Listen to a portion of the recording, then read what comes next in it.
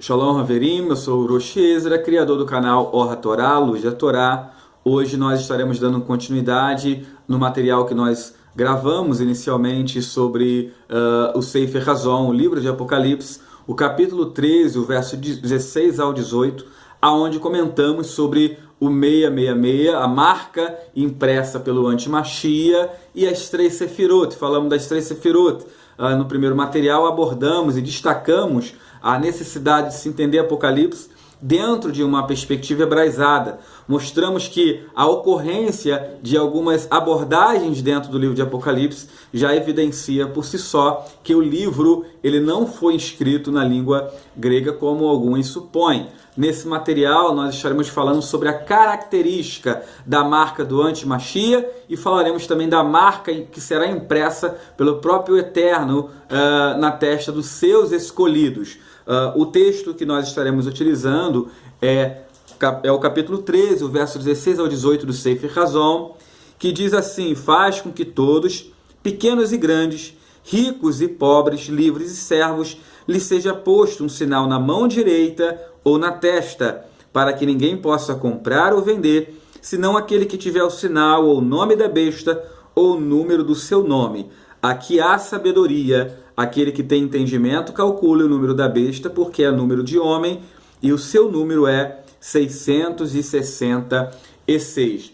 Nós, lendo o livro de Apocalipse, percebemos uma característica bem interessante dentro do Sefer Hazon, o livro de Apocalipse. Tudo aquilo que é feito e realizado pelo Eterno, o Antimachia, ele tenta fazer igual, ele faz de forma semelhante e parecida, com o intuito de confundir e enganar os escolhidos. Lá no livro de Matitiahu, a Bessorá de Matitiahu, no capítulo 24, o verso 21, o texto diz assim: se aqueles dias não fossem abreviados, até mesmo os escolhidos seriam enganados. Então é uma característica. No capítulo 4, por exemplo, a partir do capítulo 5 e 6, nós vemos ali a manifestação de diversos cavaleiros, branco, amarelo, vermelho, preto, e temos ali a presença de um cavaleiro branco. Semelhantemente, aparece no capítulo 19 um outro cavaleiro branco que muitos que estudam Apocalipse às vezes chegam até confundir a identidade desses dois cavaleiros. E isso acontece em diversas situações com elementos totalmente diferenciados. Em relação à marca, não acontece de forma diferente. No capítulo 7 de Apocalipse, nós falamos no primeiro vídeo sobre a marca da besta, o 666. No capítulo 7 de Apocalipse, nós temos os 144 mil sendo marcados na testa para que nenhum dano pudesse ocorrer ou acontecer com eles. O texto diz assim a partir do versículo 4, a partir do verso 2: e vi outro anjo subir da banda do sol nascente, e que tinha o selo do Elohim vivo, e clamou com grande voz aos 4 anjos, a quem foram dado o poder de danificar a terra e o mar, dizendo: não danifiqueis a terra, nem o mar, nem as árvores, até que hajamos assinalado na testa os servos do nosso Elohim. Então o texto fala daqueles que foram assinalados na testa. E vi um número dos assinalados, e eram 144 mil. Esses mesmos assinalados aparecerão no capítulo 14 e no capítulo 15, o texto fala que esses assinalados tinham o cântico de Moshe e o cântico do Cordeiro. Então, essa marca é uma marca que será impressa na testa dos 144 mil, e por eles terem essa marca, eles estariam protegidos contra o juízo e a justiça do Eterno, que seria derramada sobre a terra, e isso é representado dentro do Sefer Hazon com derramadas taças, ou seja, derramando a ira divina. Então, a característica da marca do Eterno na testa dos escolhidos, dos 144 mil, é justamente identificá-los e fornecer-lhes proteção, ou seja, eles teriam uma proteção divina ao terem essa marca. A marca do antimachia, ela não serviria a propósito totalmente diferente. Aqueles que aderirem à marca do antimachia, eles terão uma espécie de proteção do seu governo, terão algumas vantagens, alguns benefícios que aqueles que não terão, não participarão dessas vantagens, esses benefícios, não poderão comprar, nem vender. No entanto, o próprio Eterno, segundo Sefer Hazon, sustentará, fornecerá alimento para o seu povo durante esse período que é denominado de grande tribulação e, pelo profeta Irmiá, 38, de angústia de Yaakov, angústia de Jacó. Então observe que a característica dessa marca é justamente proteção. E isso é algo que está praticamente evidenciado e explicitado dentro dos profetas. Por exemplo, no capítulo 9 do profeta Ezequiel, a partir do versículo 4, o texto diz assim: E disse-lhe o Eterno, passa pelo meio da cidade, pelo meio de Jerusalém, e marca com um sinal as testas dos homens que suspiram e que gemem por causa de todas as abominações que se cometem no meio dela. E aos outros disse, ouvindo eu, passai pela cidade após ele e fere. Não poupe o vosso olho, nem vos compadeçais. Matai velhos e jovens e virgens e meninos e mulheres, até exterminá-los, mas a todo homem que tiver o sinal não vos chegueis, e começai pelo meu santuário. Então havia uma ordem, segundo o texto do capítulo 9, verso 4 em diante, do profeta Ezequiel, aonde o Eterno ele manda marcar a testa de todos aqueles que suspiravam e gemiam por conta dos pecados que se cometiam em Jerusalém. E o texto vai dizer no verso 4, marcai a testa deles com um sinal. O sinal, o texto hebraico do capítulo 9, verso 4 de Resquiarro, para a palavra sinal é tav, marcai eles com tav. Geralmente a expressão utilizada em hebraico para sinal é ot, é aleph tav. No entanto, dentro do texto em hebraico, o que nós temos ali é um tav vav, que alguns você pode pronunciar como um tal ou como tav. Em se tratando da língua hebraica, nós falamos tav, uma vez que tav é a última letra hebraica do aleph bet, ou seja, a última letra hebraica do alfabeto hebraico. Então o tav, e a letra tav, ela é utilizada dentro do pensamento judaico como o próprio sinônimo da Torá. Então ela representa a Torá.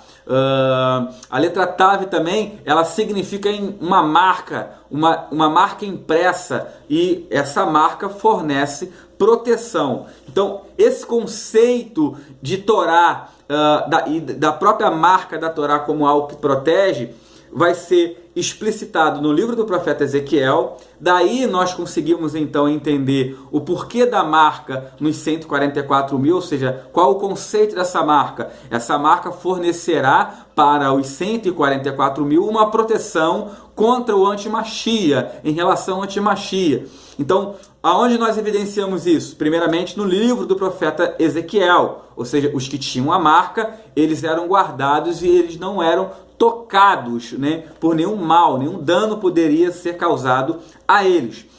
Uma outra referência onde nós podemos extrair esse conceito é também extraído do Talmud, capítulo 108 do Tratado de Bavá Metsiá, 108a. Nesse tratado, o texto ele vai falar de construções que eram realizadas na cidade de Jerusalém e daqueles que deveriam participar de tal construção e daqueles que ficariam ausentes ou isentos de participação financeira dessa construção. O texto diz assim, Rav Yehudá diz, todos participam do pagamento pela construção da muralha da cidade.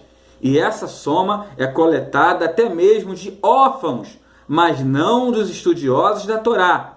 Qual é a razão para isso? os estudiosos da Torá não precisam de proteção, pois o mérito de seu estudo da Torá os protege de danos. Então, o conceito que vai ser retratado pelo texto é que aqueles que estudavam a Torá, que praticavam a Torá, principalmente os mestres de Torá, eles tinham uma proteção adicional. Então, por conta disso, eles não precisavam de participar financeiramente na construção das muralhas de Jerusalém, tendo em vista que eles não precisavam de tais muralhas para a sua proteção. Então isso é um conceito, o perfil que os mestres de Torá exerciam dentro da comunidade judaica, assim como exercem até os dias de hoje, eles eram vistos de forma muito respeitosa, muita honra era atribuída a esses mestres, como podemos ver dentro do Tratado Metsiá. Podemos encontrar a mesma informação, por exemplo, no Tratado Metsiá 33a, quando vai falar que o professor de Torá ele tinha uma precedência até mesmo sobre os pais dos alunos. O texto vai dizer que o pai traz o filho ao Olam Hazé, mas o mestre de Torá conduzirá o seu aluno ao Olam Rabá, ou seja, o mundo vindouro. Então, ou seja, por conta disso ele tinha uma importância maior, ele era visto de uma forma muito mais grandiosa. Por isso que Mashiach, Yeshua, ele vai dizer assim: aquele que não deixar pai e mãe por causa de mim, não é digno de mim. Ou seja, ele está se utilizando de um elemento existente dentro da tradição judaica, dentro da Masort, justamente para elaborar o ensino. Este mesmo conceito de proteção, ele pode ser encontrado dentro da Mishnah, da Mishneh Torah, no Tratado de Talmud Torá, capítulo 5, verso 1. E no verso 1 do capítulo 5, o texto ele vai ressaltar uma vez mais a importância que os professores de Torá exerciam dentro da comunidade. O texto diz assim: portanto, eles disseram: quem contesta a autoridade de seu mestre é considerado como se ele se revoltasse contra a presença divina, como está implícito em Número Bamidbar 26:9. Então, o mestre de Torá, ele era visto como se fosse a própria presença divina. Quem andava com o mestre de Torá era como se estivesse andando com a presença divina, com a Shekhinah sobre ele. Então daí você compreende o porquê daqueles 144 mil, eles tinham uma marca, e o texto vai caracterizar que aqueles que tinham essa marca, e qual era a marca que eles tinham? A marca da Torá, o Tav, tinham também, usufruíam de uma proteção sobrenatural, uma proteção divina. Então, a proteção, aqueles que têm a marca do Mashiach, que têm a marca da Torá, eles serão guardados e protegidos contra o governo do anti-Mashiach, conhecido nos círculos cristãos como anticristo.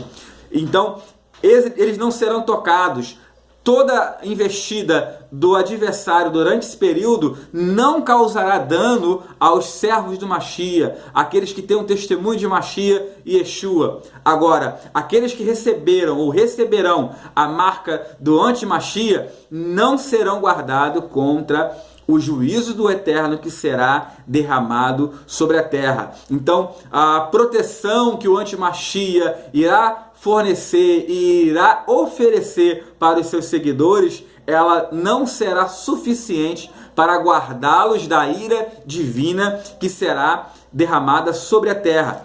Isso é interessante porque a visão, a teologia cristã, ela criou todo um mecanismo, principalmente a teologia aliancista, conhecida também como teologia do pacto, e a teologia dispensacional, que em toda a sua estrutura, ela desenvolveu um sistema, um mecanismo para desconstruir a Torá e justificar a ausência de Torá dentro desses segmentos. E o que é ensinado dentro do conceito dispensacional é que a igreja não passará por esse período, por essa fase em que o anti-Mashiach se manifestará. Eles entendem que serão isentos, que serão arrebatados e irão morar no céu. No entanto, a proteção divina, ela só é adquirida com base na observância da Torá, conforme nós vemos dentro do texto. Com base em que nós entendemos isso? Como que eu compreendo aquilo que está no Sefer Hazon, no livro de Apocalipse? Primeiro pela Torá e pelos profetas. Quando você pega Devarim, capítulo 6, o texto fala da marca da Torá sendo colocada na mão direita e também na testa e até mesmo entre os umbrais das portas dos hebreus, dos Yehudim. Então, o segredo de toda a chave das Escrituras está na Torá. É ilusão pensar que a pessoa terá tal proteção sendo inimigo da Torá, pior, pregando contra a Torá, ensinando contra a Torá, como na verdade fazem os falsos profetas. O falso profeta seria aquele que realizaria sinais e maravilhas, mas a sua mensagem tinha um único objetivo: desconstruir a Torá, levar a outras pessoas a viverem de forma antinomiana e antagônica à Torá. Então, o que se prega hoje como arrebatamento pré-tribulacional, que a pessoa não vai passar pela grande tribulação, isso é uma ilusão. Quem vai ser guardado serão aqueles que têm o testemunho do Mashiach. E a própria Torá diz isso. O próprio livro de Apocalipse diz isso. No capítulo 12, no verso 17, o texto diz assim: e o dragão irou-se contra a mulher e foi fazer guerra ao resto da sua semente, os que guardam os mandamentos de Elohim e têm o testemunho de Yeshua HaMashiach. O conceito de testemunho dentro do pensamento judaico é algo muito rico. Quando se fala de testemunho, fala da Torá, fala do Shabat, fala dos Moedim, fala da circuncisão, principalmente das santas solenidades, as festividades da Torá, Shabat, Moedim, Pesach, Shavuot, Sukkot. Então, aqueles que guardam, no geral, os seus mandamentos. Eu espero que vocês tenham compreendido esse material. Deixe sua dúvida, caso haja, para que nós possamos estar trabalhando outros materiais dentro dessa linha. Não deixe de curtir, compartilhar e, sobretudo, de se inscrever no nosso canal. Eu estarei elaborando material digitalizado desse mesmo tema, disponibilizando esse material na página que nós temos no Facebook, Haderek. Espero que você também não deixe de curtir a nossa página. Eu vou deixar a descrição da página Haderek na descrição desse vídeo, o link da página na descrição desse vídeo, para que você possa estar nos visitando, curtindo e seguindo também a página, a qual temos colocado materiais semanalmente. Então, tenham todos uma ótima tarde.